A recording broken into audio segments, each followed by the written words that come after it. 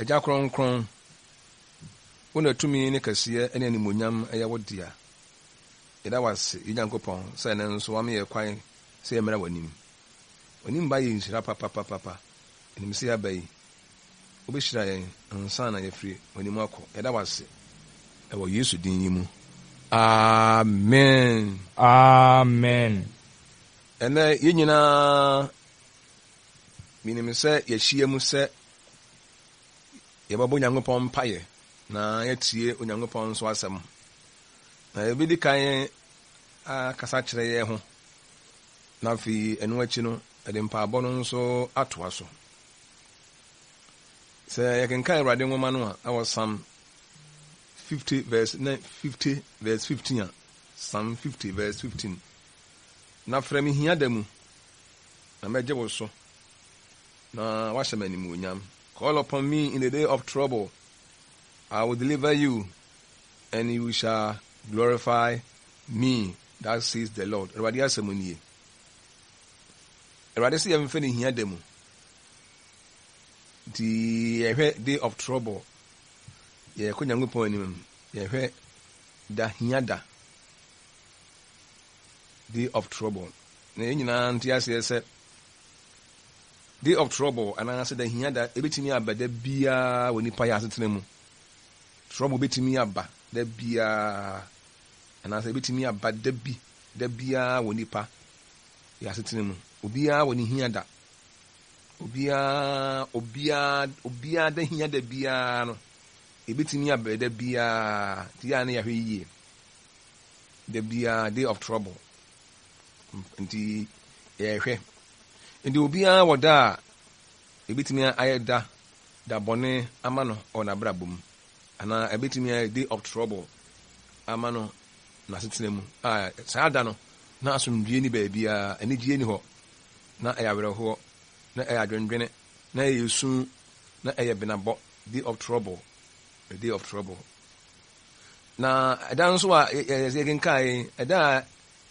ɛyɛ day of trouble ma ɛma wɔ bi no na ɛyɛ day of joy nso ma wɔ bi ɛda a wɔwerɛ ahoɔ ɛda a ɛda hia da ma wɔ na ɔnhu deɛ wonyɛ wo ho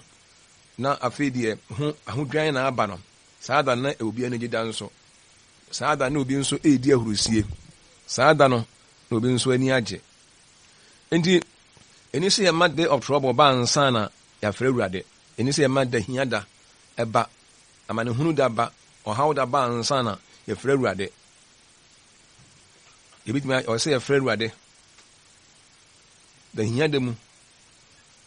nanso so no wakasa yɛmfrɛ no ɔsɛ frɛ me na mɛgye wo so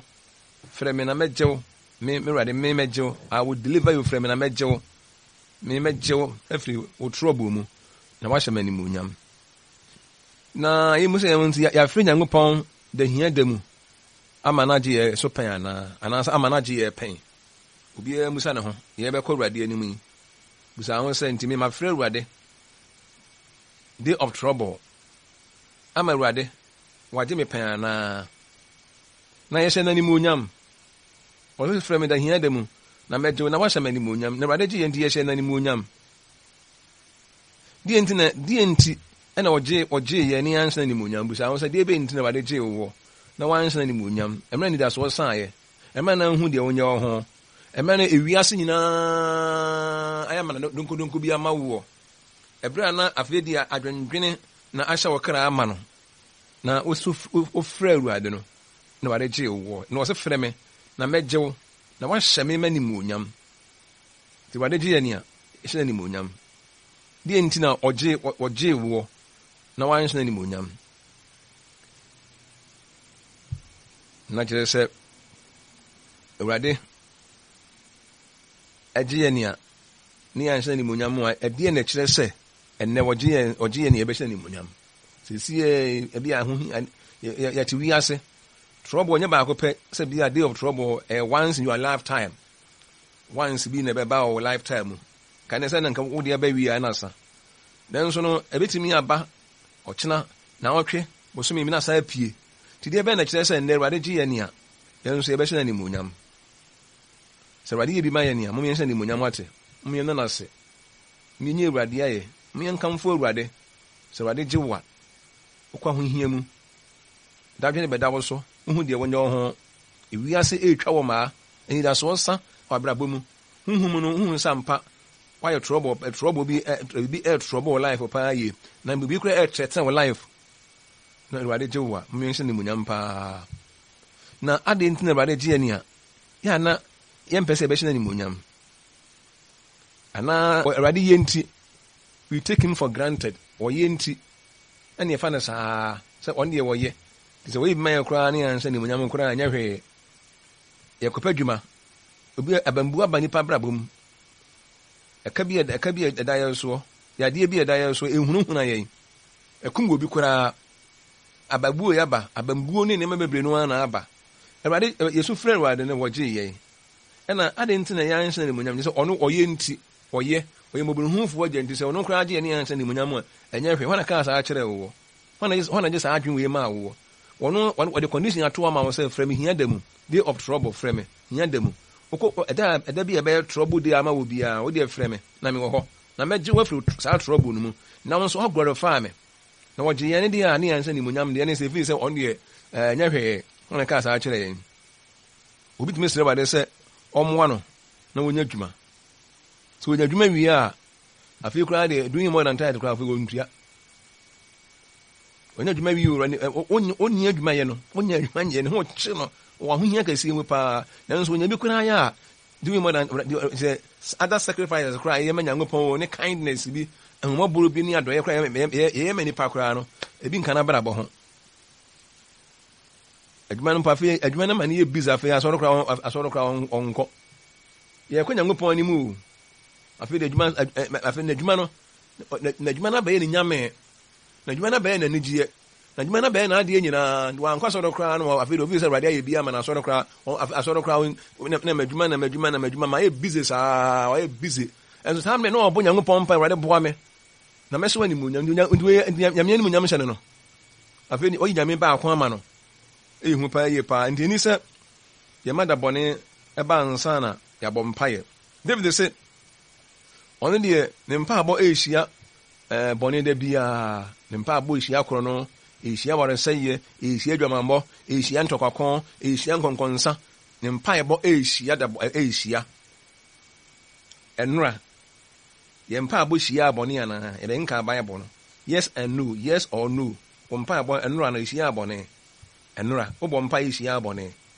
ɛnɛ nso ɛnɔ wammɔ ansa ne yɛ daabi no hey ɛna no wammɔ ɛnɛ nso mpaebɔ nhyia bɔne biara na ɛbɛne yɛtumi aso Nyankopɔn ɛno yɛ mpaebɔ nhyia bɔne yɛammɔ mpa yɛ koraa na kɔhyia bɔne bi ɛna nɛ koraa sadeɛ kye yɛ the same thing yɛ mpaebɔ biara ne ho a ɛhyia bɔne na bɔne yɛ ne sɛ bɔne ɛbɛfa yɛ Psalm 141 verse 5 Psalm 141 5 wɔsɛ ma ɔtene ne mmɔ me na wɔnka m'anim adɔyɛ so na ɛyɛ tire so nwo a ne tire ɛmpoɔ nanso amunwɔfoɔ ɛngo deɛ mane ngu me tire so ɔse na me mpaebɔ na ɛda so ɛkyia wɔn nsɛm bɔne sɛ me mpaebɔ ade hia me paa ne sɛ wɔn ɔsɛ ma ɔtene ne koraa mmɔ me Awurade hu mmɔbɔ obi bɛka m'anim sɛ meyɛ mmerɛ sɛ meyɛtɔ bɔne mu sɛ madwene ɛsɛe wakwan ho a Awurade mesrɛ mo bi bɛbɔ me wɔn mmɔ me adɔyɛ so paa na wɔnka m'anim ɛbɛyɛ ngosra ma me na me mpaabɔ na me mpaabɔ na ɛda so ɛhyia wɔn nsɛm bɔne nti yɛ mpaabɔ no ɛhyia nsɛm bɔne yɛ mpaabɔ nti ɛnɛ yɛbɛkɔ Awurade anim ɛnɛ koraa ebinom koraa ebi agya mpaabɔ obi wɔ pɛ mmerɛ koraa wɔde bɔ mpae koraa wɔhunu yɛba saa nso ne Awurade asɛm ɔkae sɛ watch and pray no nso wɔ watch and pray ɔsɛ mɔnwɛn na mɔmmɔ mpaeɛ na mo ankɔ nsɔhwɛ mu honhom no pɛdeɛ nanso honam deɛ yɛ mmerɛ Matthew 26 verse 41 watch and pray the Lord said watch and pray. The question is, do we watch and pray? Obi wɔ hɔ a ɔpɛ mmerɛ koraa ɔde bɔ ɔpɛ mmerɛ a ɔno nko ara de bɔ mpaeɛ a honkae sɛ ɔno ara paa wɔne bɛyɛ bi na ɔsɛ mebɔ mpaeɛ meka masɛm akyerɛ Awurade ɔhu da ɔde bɔ ɛhu papapapa na ebi nso today nso some people pray some people watch but they don't pray ɛno nso sɛ wrong bebree no ara deɛ they watch but they don't pray. Ebi other pray but they don't watch.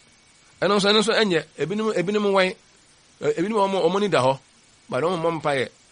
And ebinom so ebo mpaye omo ani so na ho. Na ebinom so wan so some Christians even neither pray nor watch.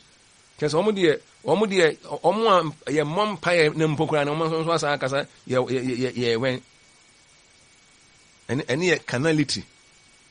They are carnal Christians, poor Christians. So your mom pie. But those who pray and watch, rather say, those who pray and watch will not enter into temptation. Because so obom pie. Now when they are, that's why they're writing. Since you bomb pie what?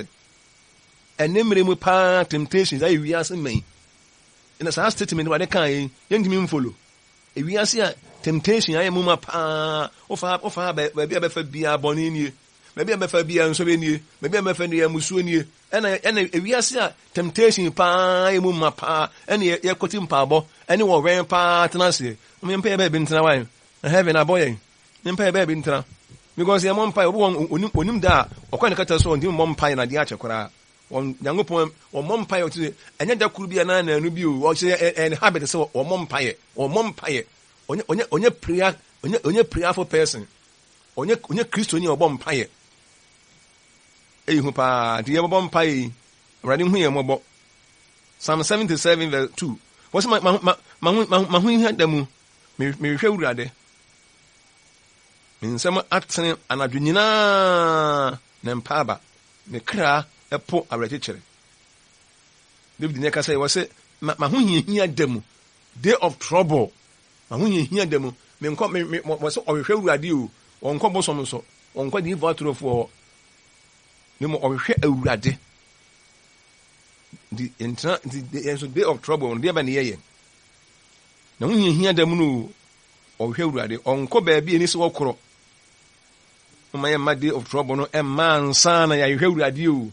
Me man sa day of trouble there everything about baby o mesremo ti e be konya ngopo ka se nanim as I said day of trouble mo so no ye hwe urade ke se nyese day of trouble ne e bom paye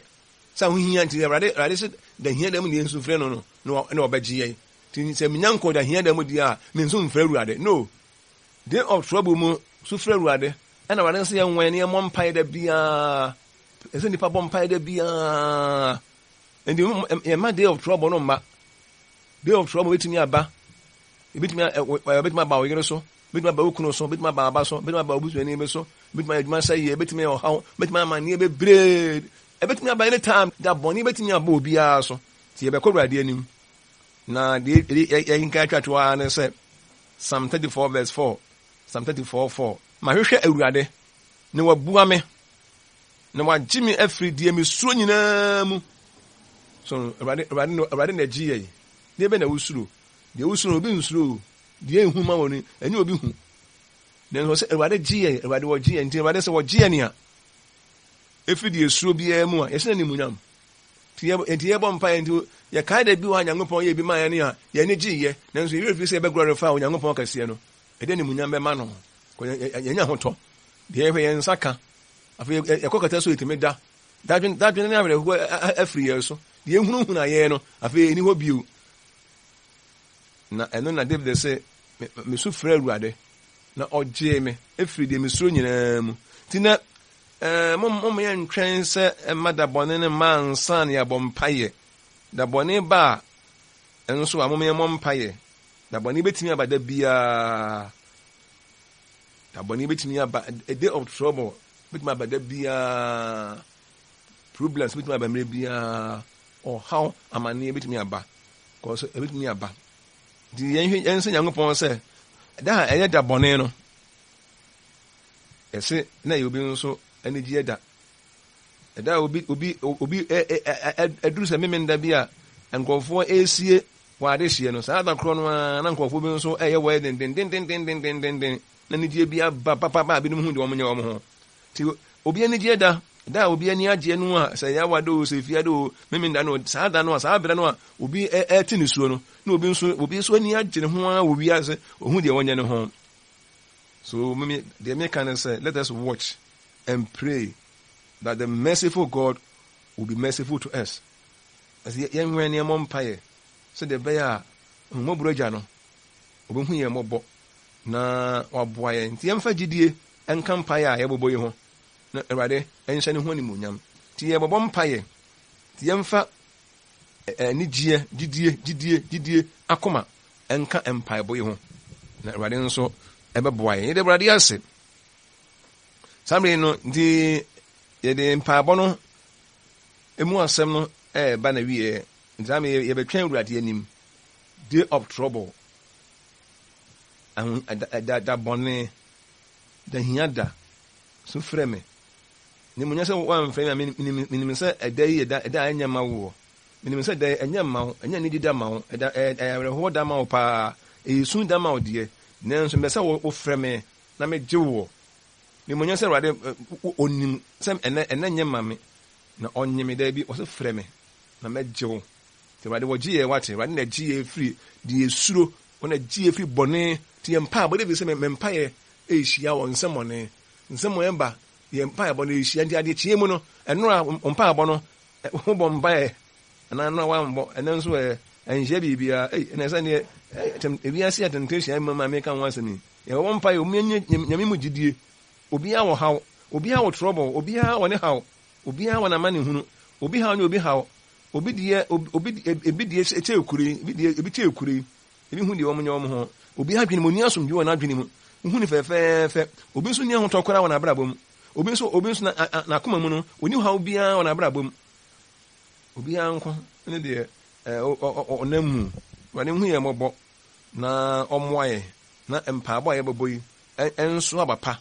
mpaabo yi emfa nyame tumi na ni munyankopon ni munyam emre na hye no nso se Awurade emam mpaabo ye boboyi wo ye hom ahom ye ba ma pa kai na dana se kai ne se ni munyam kai ne yina ye wate yina ye no ne obo wo wate yina ye onundufo be se yina ye no ne obo wo yina ye wate na dana se no ne Awurade o kan ye ho yedana se ewo Yesu din yimu. Amen. Amen.